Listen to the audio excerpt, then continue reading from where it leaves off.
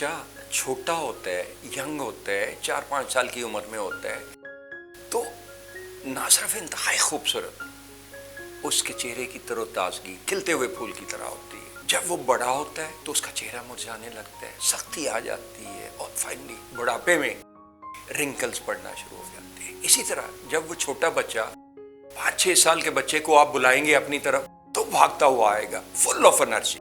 लेकिन यही जब बुढ़ापे में हम चले जाते हैं तो हम में वो ताकत ना सिर्फ रहती नहीं बल्कि उठक बैठक करते वक्त हिचकिचाहट आने लगती है, हाय हाय निकलने लगती है।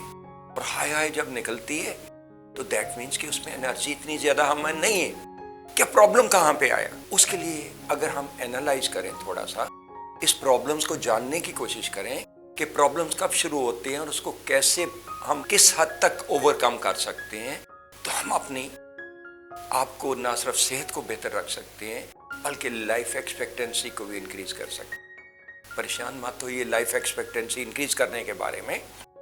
आई डू बिलीव कि जो अल्लाह ताला ने जिंदगी अता की है वो उतनी है जितनी हमें दी है, लेकिन साथ ही याद कीजिए हजरत अली करमुल्लाह वजह से किसी ने पूछा कि इंसान किस हद तक आज़ाद है, तो उन्होंने कहा एक टांग उठाओ, फिर कहा दूसरी टांग उठाओ। तो कुछ हद तक हमें अल्लाह ताला ने मौका दिया है कि हम अपनी सेहत को बेहतर रख सके, अपने आप को बेहतर कर सके, और कुछ चीज़ें अल्लाह पे मुनहसर है कि वो हमें अता करता है या नहीं करता।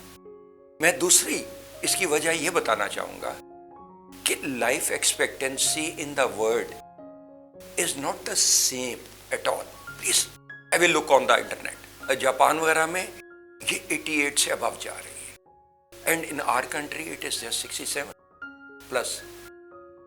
Y after all why there is so much difference? अल्लाह ताला ने तो पैदा नहीं किया ना, ये तो हमारी अपनी खराबी है, हमारे खाने पीने की खराबी है, हमारी आदत की खराबी है, हमारी एक्सरसाइज जो हमारी आदत नहीं रही, और पोल्यूशन में रहने की एनवायरमेंट्स की वजह से।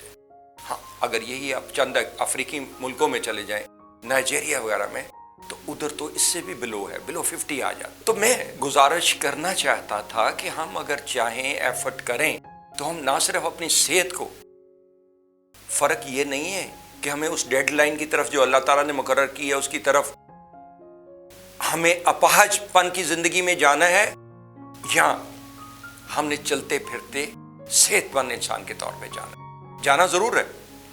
That is there, that is the fact. लेकिन मैं चाहता हूं कि आप सेहतमंद जिंदगी, सेहतमंद इंसान की तरह जाएं, ना कि अपाहज लोगों की तरह जिनको चलने में दिक्कत हो रही है। तो मैं चंद एक गुजारिशत करना चाहता हूं उस सिलसिले में कि ये प्रॉब्लम हमें कैसे शुरू होता है। जब हम 40 की उम्र क्रॉस कर लेते हैं तो हमारे जिस्म में कुछ चीजें जो अच्छे केमिकल्स पैदा होने होते हैं उनकी जगह चंद एक ऐसी चीजें ले लेती हैं जो हमारे लिए डैमेजिंग होती है। फॉर एग्जाम्पल यूरिक एसिड बढ़ने लगता है, ग्लूकोज बढ़ने लगता है, डायबिटीज, मोटापा आम है, ब्लड प्रेशर बढ़ने लगता है, हमारी नर्व्स में वो प्रेशर नहीं सह पाती या उनमें इतना प्रेशर बन जाता है जो हमें डैमेजिंग होता है। हमारी नर्व 50 साल बाद स्क्वीज होना शुरू हो जाती हैं, सुकड़ने के अमल से दो चार होने लगती हैं, उनकी लचक जाती रहती है, उनके अंदर और बाहर स्वेलिंग आने लगती है, जिससे उनमें कमजोरी और सर्कुलेशन मजीद कम हो जाती है। फिर उसके बाद जब ये प्रॉब्लम आता है तो अल्टीमेटली हमारा स्ट्रक्चर, हमारी चेसी, अगर आपकी गाड़ी की चेसी खराब हो जाए तो क्या वो गाड़ी सही चल सकती है? उसको दुरुस्त कराना पड़ेगा ना, कि नहीं? तो इसी तरह जब हमारा स्ट्रक्चर जो है, हमारी चेसी जो है, ये स्ट्रक्चर खराब होना शुरू हो जाता है। स्ट्रक्चर यानी हमारी हड्डियों का ढांचा जिस पे हमारा दिमाग भी खड़ा है, हमारी टांगें भी खड़ी हैं, बाजू भी उसी की मदद से काम करते हैं। तो इनमें कमजोरी आना शुरू हो जाएगी, हमारी चेसी खराब होना शुरू हो जाएगी, तो प्रॉब्लम तो आएंगे ना। और मैं आपकी इंटरेस्ट के लिए ये भी बता दूं कि जो जवानी में आपका कद काट होता है, बुढ़ापे में थोड़ा सा कम हो जाता है, स्वाय बाजुओं की लेंथ के थोड़ा सा हाइट डिक्रीज हो जाती है, क्योंकि आपके वर्टेब्रस भी हड्डियों से बने हैं, और हड्डियों में जब कमी आती है वो वीक होने लगते हैं, उनके दरमियान स्पेस रिड्यूस होने लगती है। अगर किसी ने आप में से एमआरआई कराई हो और उसको प्रॉब्लम आया हो, कमर दर्द या टांगों का दर्द, ऊपर वाले हिस्से का दर्द, गर्दन कंधों का, تو لازمی طور پہ آپ نے پڑھی ہوگی MRI میں کہ اسپیس ریڈیوس ہو جاتی ہے بٹوین ورٹیبراز. ہمارا اسٹرکچر ہے کیا؟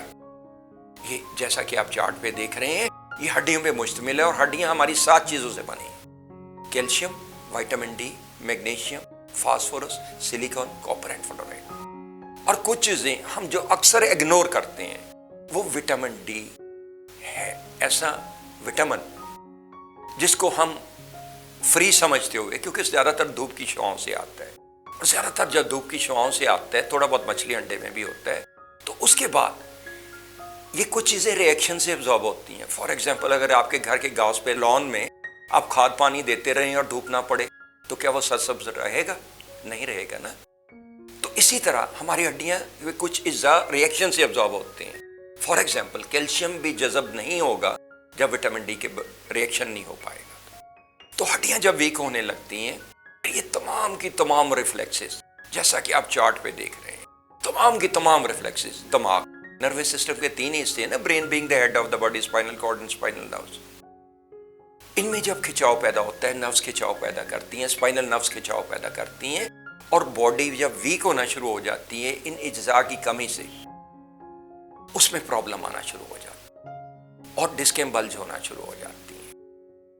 اور میں یہاں پہ بڑھاپے کا ذکر کرتے کرتے یہ بھی کہہ دوں کہ 70 سال کی عمر میں ایک سروے کے مطابق آن دا ایوریج کیا چینجز آتی ہیں، یہ سامنے چارٹ پہ دیکھیے. دماغ کا وزن کم ہو جاتا ہے، گردوں کی فلٹر کرنے کی صلاحیت 50% پہ رہ جاتی ہے، پھیپھڑے جو ہیں وہ بہت کم ہوتے ہیں، پانی کے جزیات کی جسم میں کمی ہونے لگتی ہے، اور یہ بہت سی چیزیں جو سامنے آپ دیکھ رہے ہیں. یہ ضروری نہیں کہ ہر ایک میں ایک جیسی آئیں، یہ ہمارے لائف سٹائل پہ جو جوانی، ایام جوانی میں ہم نے جس طرح سے زندگی گزاری اس پہ بھی منحصر کہ یہ کتنی چینجز آئیں.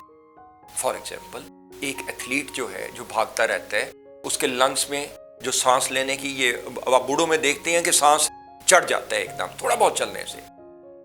جو ایک ایتھلیٹ میں 70 سال کی عمر میں سانس لینے کی صلاحیت ہوگی کیونکہ اس کے پھیپھڑے ورزش میں رہتے ہیں ہر وقت بھاگتے ہوئے، وہ 40 سال کی اس بچے کے مطابق، اس جوان کے مطابق جو گھر میں رہتا ہے، ایکسرسائز نہیں کرتا، اس کے پھیپھڑوں کی طرح بیہیو کریں گے. یعنی اتنا زیادہ فرق آ جاتا ہے آپ کے ایکسرسائز کرنے سے. آپ اپنی گاڑی کی مینٹیننس کرانے کیوں جاتے ہیں، ٹیوننگ کرانے کیوں جاتے ہیں؟ کہ اس کی لائف بڑھے، اس کی رننگ میں بہتری آئے، اس کی لائف پرلونگ ہو. تو آپ کی گاڑی بھی تو سارا دن بھاگ دوڑ میں مصروف رہتی ہے نا، کام کاج کر رہی ہے، بھاگ دوڑ کرتے رہتی ہیں، اور ان میں بھی کمی تو آئے گی. جب ان اجزاء میں جو مینشن کیے ہیں آپ کے سٹرکچر کے، آپ کے چیسی کے، ان میں جب کمی آئے گی تو پھر نروز کے کھچاؤ، اسپائنل نروز کے کھچاؤ سے فلکچویشن بھی آئے گی، سبلکسیشن آئے گی، ڈسک بلجز بھی ہوں گی. جب کمپریس ہوگا تھیکل سیک تو آپ کے پین بھی آئے گی، پھر ہاتھ پاؤں سن بھی رہنے لگیں گے. آج کل تو بچوں میں بھی میں یہ کہوں گا کہ چھوٹے چھوٹے بچوں میں نے انکے لگائے ہوئے دیکھا ہے. کیوں؟ کہ ریفلیکسز جو ہیں ان کی وہ پراپر کام نہیں کرتی، وٹامن ڈی کی کمی سے ان کی ہڈیاں ویک ہونے لگتی ہیں. جب سر جھکا کے سارا دن کمپیوٹر پہ یا موبائل پہ بیٹھے رہتے ہیں تو سبلکسیشن آ جاتی ہے، اور پھر اسی طرح گردن، کندھوں، بازوؤں میں درد، جیسا کہ آپ چارٹ پہ دیکھ رہے ہیں، کہیں C6 سے فلکچویشن آ گئی، کہیں L4-5 سے آ گئی. اور بڑھاپے میں تو سانس بھی چڑھنے لگتا ہے. یہ تھوریسک کے ورٹیبراز T1 T2 سے ریفلیکسز متاثر ہو جاتی ہیں، اٹھنے بیٹھنے میں لچک رہتی نہیں. گھٹنوں کا الٹیمیٹلی جو پرابلم ہے وہ بھی آ جاتا ہے، اس لیے کہ درمیان میں انفلیمیشن سے، نروز کی انفلیمیشن سے جو درمیان میں ان کے سپیس ہے وہ ریڈیوس ہونا شروع ہو جاتی ہے، یا آسٹیو آرتھرائٹس یا رومیٹائڈ آرتھرائٹس کی طرف. تو یہ ساری چیزوں سے ہم بچ سکتے ہیں. بڑھاپے میں میں نے کہا کہ وہ اس ڈیڈ لائن کی طرف سب نے بڑھنا ہے، لیکن بڑھنا کیسے ہے؟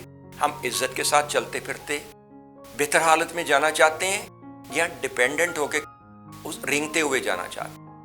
تو یہ آپ کی ایام جوانی اور اپنے آپ کو دیکھ بھال کے پہ انحصار ہے اس چیز کا. اگر آپ بہتر رکھیں گے اپنی صحت کو، اپنے وٹامنس منرلز کو جو میں نے مینشن کیے ان کا چیک اپ رکھیں گے، ایکسرسائز کرتے رہیں گے، کائروپریکٹر سے اپنی ایڈجسٹمنٹ کراتے رہیں گے، جیسے آپ ٹیوننگ کراتے ہیں اپنی باڈی کی ایڈجسٹمنٹ، ان کی الائنمنٹ کراتے رہیں گے، تو آپ کی لائف بھی پرلونگ ہوگی. آپ بھی بہتر دنیا میں ان کے ساتھ کمپیٹ کر سکیں گے جہاں زیادہ لائف ایکسپیکٹنسی ہے. اور سب سے بہتر یہ، سب سے اچھی چیز یہ کہ آپ کو جو بڑھاپے میں میاں محمد صاحب کے بقول ہڈی پیڑا لکی پیڑا لوکی کہیں چک چک اصلی گل ہے میاں محمدہ وچوں گئی ہے وہ کیا مک گیا، کیا انہوں نے کہا مک گیا؟ یہی چیزیں calcium, magnesium, phosphorus, silicon, copper and fluoride. جب سٹرکچر کو آپ مضبوط رکھیں گے، کائروپریکٹر سے جو ڈسکیں بل جو ہیں ان کی ایڈجسٹمنٹ کراتے رہیں گے تو انشاءاللہ آپ کی لائف بھی پرلونگ ہوگی، اور سب سے بہتر یہ ہے کہ ہمیں اس ڈیڈ لائن کی طرف ہم زندہ دلی اور بہتر صحت کے ساتھ بڑھ سکیں گے جو ہمارے لیے اللہ تعالیٰ نے مقرر کی ہے۔ اللہ تعالیٰ آپ کو ہمیشہ صحت مند رکھے، صحت عطا کرے آپ کے اور آپ کے فیملی کو۔ جاوید مرزا کو اجازت دیجیے، اللہ حافظ۔